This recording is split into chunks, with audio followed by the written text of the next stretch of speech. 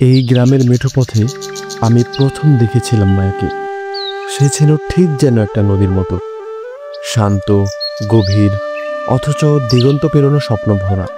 তার চোখের দিকে তাকালে মনে হতো বিধাতা পৃথিবীর সকল সৌন্দর্য তার চোখে দিয়েছেন। নিজের মনের কথাগুলো কখনো মুখ ফুটে বলা হয়নি মায়াকে, তাই তো মনের কথাগুলো সাদা কাগজের বুকে লিখতাম আর দূর থেকে মায়াকে দেখতাম। আকাশেতে লক্ষ তারা, চাঁদ কিন্তু একটা রে।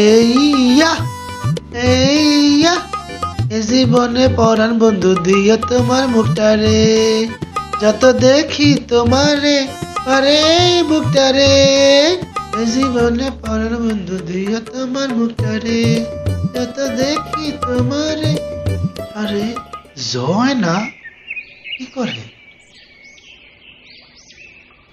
ইরে জয়, প্রেম পত্র লিখছো নাকি? না দুলা ভাই, এই একটু। আরে বুঝি বুঝি, সবই বুঝি, মুখে বলতে না পারস অন্তত চিঠি দিয়ে বল তুই যে ওরে ভালোবাসস। আরে আমরা একসময় কত প্রেম পত্র লিখছি, বুঝছি, তোরে দেখিসই হইব না।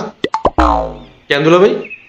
আরে তুই তো ওরে আজ পর্যন্ত জানাতেই পারলি না তুই যে ওরে ভালোবাসস। পারি, কিন্তু ওরে দেখলে আমি সবকিছু ভুলে যাই। ওরে দেখলে আমার হাঁটু কাঁপে। বুঝছি, তুমি যে কি পারবা তা আমার জানা আছে। দে দে, আমি দিয়ে সিডিটা। তুই যে কি পারবি তা আমার জানা আছে। আরে দুলা ভাই, আপনি তো আবার ঘন ঘন ভুলে যান, পরে আবার ঝামেলা হইব। আরে এটা হুদুই বেশি বানায় কয়। দে দেখ আমি কি করি। আরে দুলা ভাই, ওইদিকে না, ওই পুকুর পাড়ে দেখবেন বর্ষি নিয়ে একটা মেয়ে মাছ ধরতেছে। ওই মায়া, চিঠিটা কি ওরই দিবেন। ঠিক আছে, দেখেন, কোনো গন্ডগোল করেন না। ঠিক আছে, দেখ আমি কি করি, বুঝছ? আসি। কি জানি আছে আজকে কপালে। আল্লাহ, তুমি ইজ্জতটা রাখো।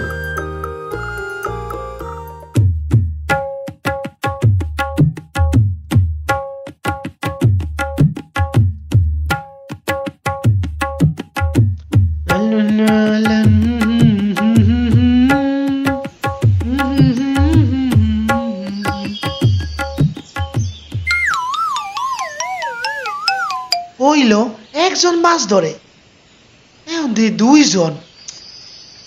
কে হইতে পারে? গোলাপ বিড়াই হইতে পারে। এই যে শালিকা, এদিকে আসো, তোমার চিঠি আছে। আমার চিঠি? আমার এবার কি চিঠি দিব? আরে আমাকে জয় দিছে তোমারে, তোমারে ভালোবাসার চিঠি দিছে। ধরো, আমার আবার অনেক কাজ আছে, আসি। আচ্ছা।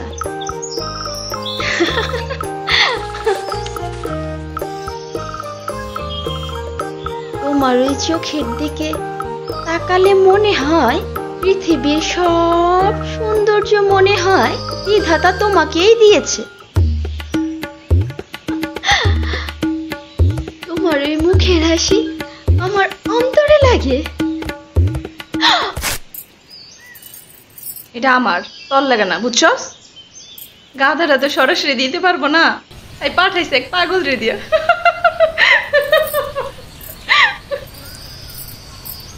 আমি যাই, তুই বল।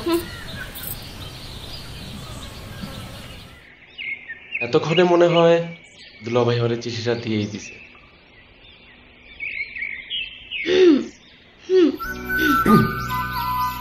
চিঠি কি পুকুর ধারে যারা যারা মাছ ধরে সবার জন্য নাকি? না মানে, ঠিক আছে, বিকালে পুকুর পাড়ের পাশের বাগানে আসবেন, ঠিক আছে?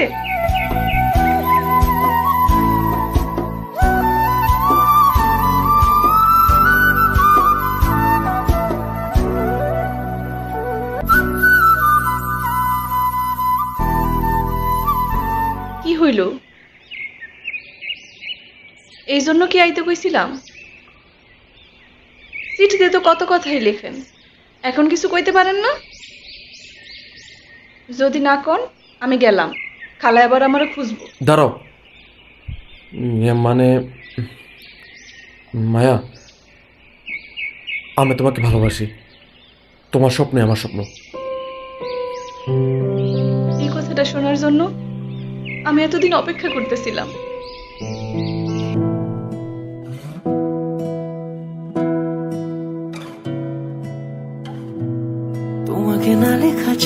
চিঠিটা ডাক বাক্সের এক কোণে, সাদা খামের না লেখা নাম এঁকেছে তার গানে। তোমাকে না লেখা চিঠিটা ডাক বাক্সের এক কোণে, সাদা খামের না লেখা নাম এঁকেছে তার গানে। সেই চিঠি যত লেখা থাকে একা একা, সেই গানের না শোনা সুর আঁকা একা একা, ছুঁয়ে যায় তবু কখন এসে।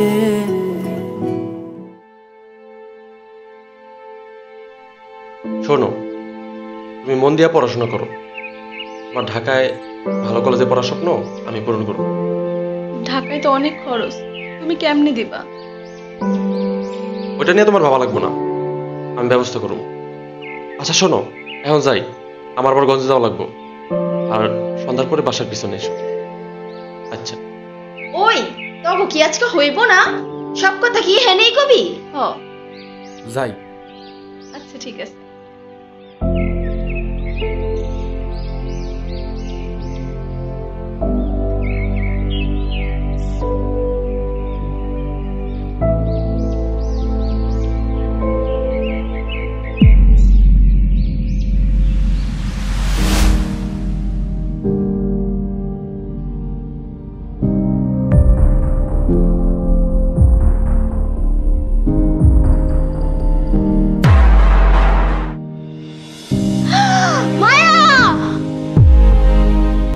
মায়া,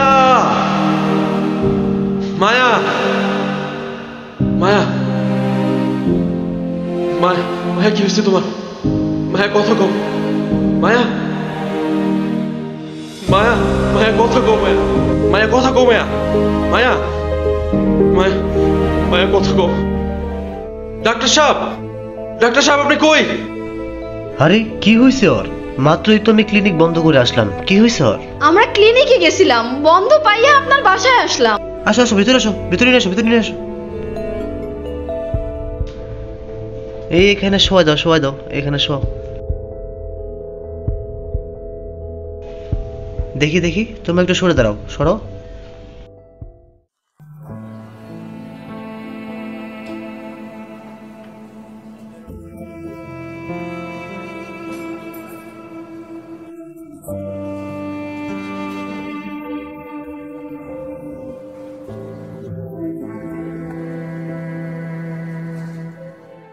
বলতে খুব খারাপ লাগছে, প্রতিদিনই যেটা বলতাম মায়ের খালাকে, আর সেটাই হলো।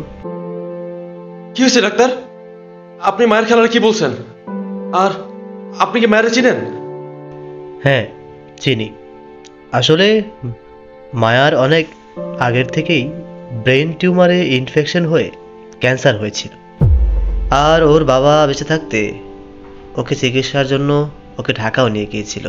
এত ব্যয়বহুল খরচ, তারপরে ওর বাবা হাল ছাড়েনি। পালের গরু, ধানের জমি বিক্রি করে ওর চিকিৎসার জন্য টাকাও জোগাড় করেছিল। কিন্তু এই গরু জমি বিক্রির টাকা নিয়ে বাড়ি ফেরার পথে ডাকাতের পাল্লায় পড়ে। এভাবে চোখের সামনে নিজের শেষ সম্বলটুকু বিলীন হতে দেখে মায়ার বাবা নিজেই আত্মহত্যা করে বসে। আর সেই থেকে মায়া ওর খালার বাসায় থাকে। এ কথা তো মায়া আর তন্নিও জানে। হ, আমি জানতাম, কিন্তু মায়া আমারে কইতে না করছে। যদি আপনি এগুলি জানার পরে ওরে সাইরা চলে যান। মায়া একেবারেই লাস্ট স্টেজে। আই এম সরি, আমার আর কিছু করার নেই। একটা ইঞ্জেকশন দিয়ে দিচ্ছি, কিছুক্ষণ পরে জ্ঞান ফিরতে পারে।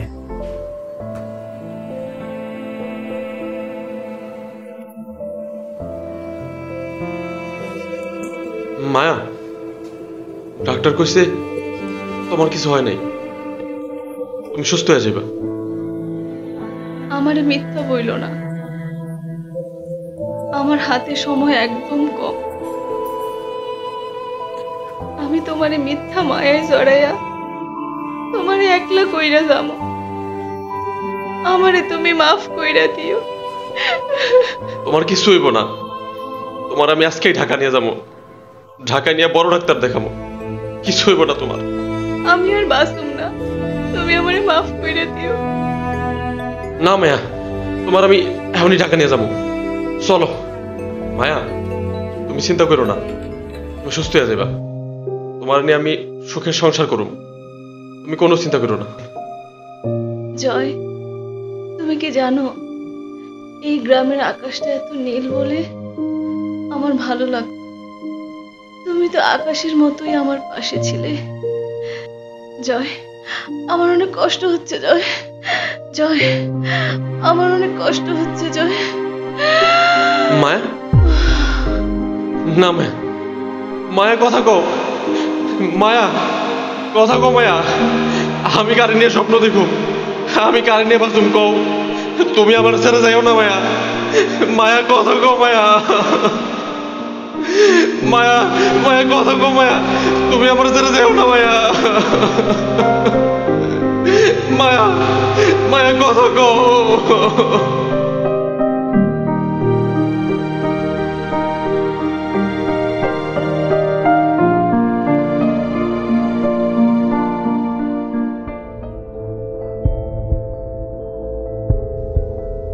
জয় ভাইয়া, আপনার চিঠি।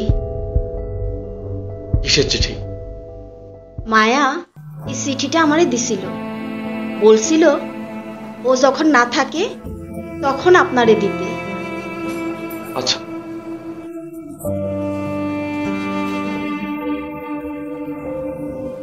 যদি কখনো হারিয়ে যাই তবুও জানবে আমি আছি।